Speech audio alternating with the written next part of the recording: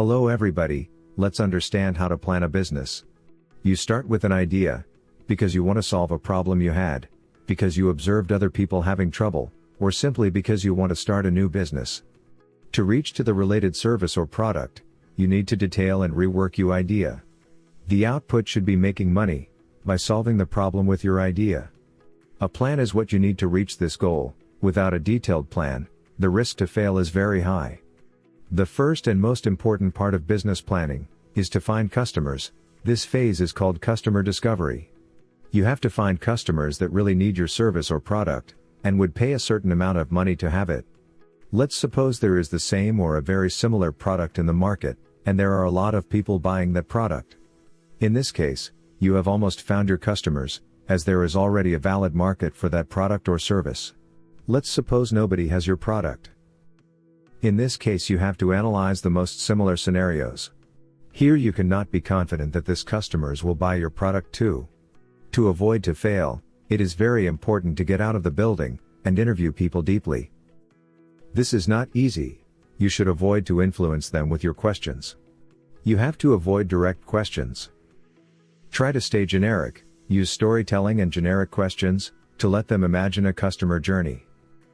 Ask different times why, so that the customer brings you to the real need or problem.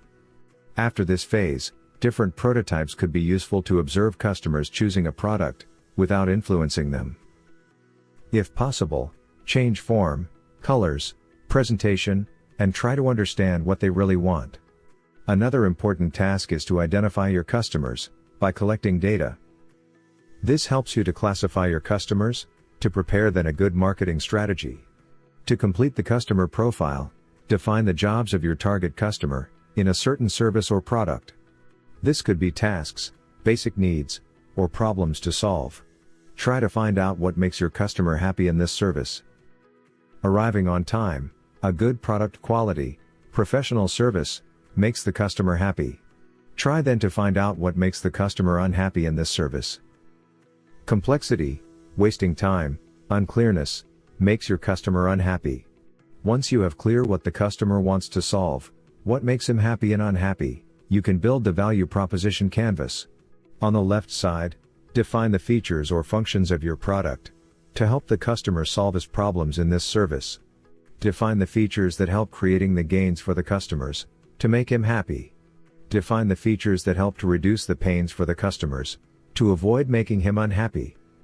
You should try to adapt the left side, your product or service, to the right part, the real needs of the customer for this activity. The next step is to go deeper to the customer journey. After you have identified and classified your customers, and after refining your value proposition, based on the real needs of your customers, try to detail as much as possible, taking a walk in the customer's shoes. Try to find all pain points, how the customer feels, and what the customer would like to be solved, and how.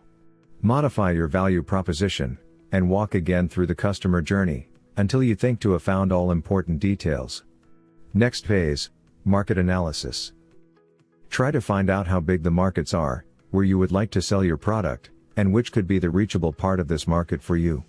Identify your competitors, find out as much as possible about them. Every competitor has a strategy, making decisions on how to approach the market, collect all possible information. Make a short list of the most similar, and possibly successful competitors.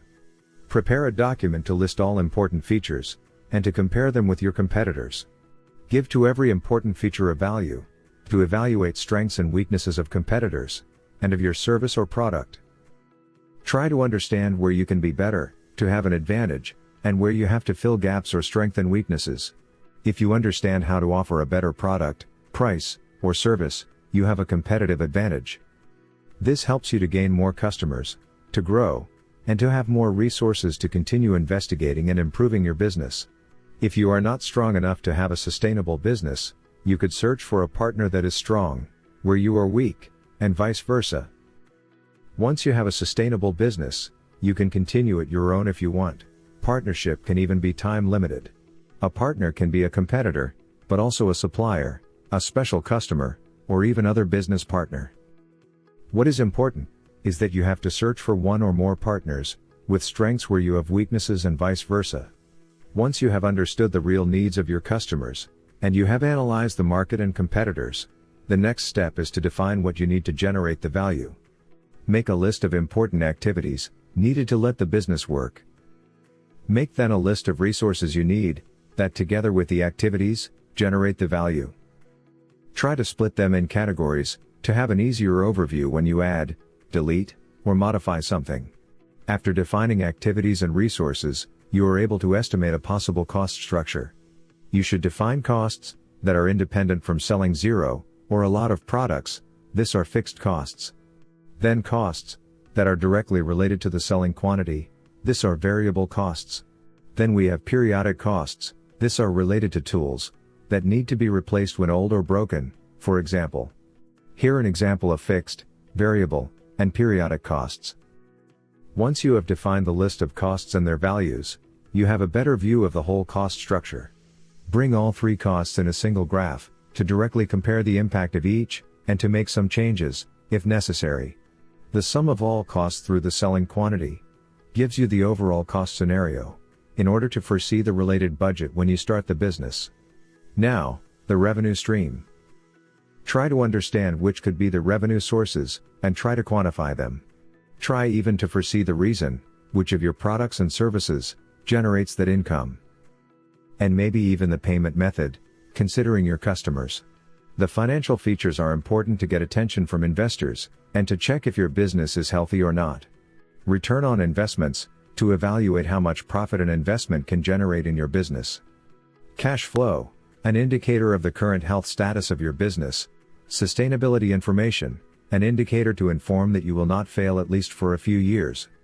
You can estimate this parameters. It is very difficult to bring predictable numbers, but investors are happy if you tried your best. Now it's time to foresee all the money you need to start the engine of your business.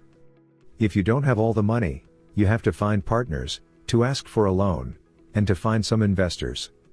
You should document why you need that money, how and when you will spend them.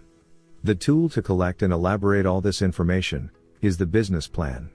You start with an idea, your vision about your business, for a customer need or solving a problem. The target is to turn the idea into reality. To do this, you need to define your mission. You have to organize in order to avoid failures, if possible. The answer is the detailed business plan that helps you focusing on details and important parts, the customer, and the problem to solve. The business plan is built of about 9 macro areas, to give a detailed description of your idea, organization, researches, and a summary. As the business plan is made of several pages, from 10 to maybe hundreds of pages, in the beginning it is better to fill a 1-page business model canvas. This document gives you a quick overview of the most important parts of your plan. This is important in the beginning, where you have to change often some details. In the center we have the value we want to offer, and that we try to modify if necessary. On the left side, partners, activities, and resources we need to generate the value. On the right, customers, how we manage them, and how we communicate with them. Costs and revenues, on the bottom of the document, related to the upper fields. This information will be modified several times, until you find the best possible combination, to start a successful business. This video was a quick overview of a business plan journey. We will produce other videos to go to details of every item in the business plan. Thank you for watching Simple Money Tips. We are working on other business examples. If you have questions, write them down here. If you want, leave a like or subscribe to this channel. Thank you very much.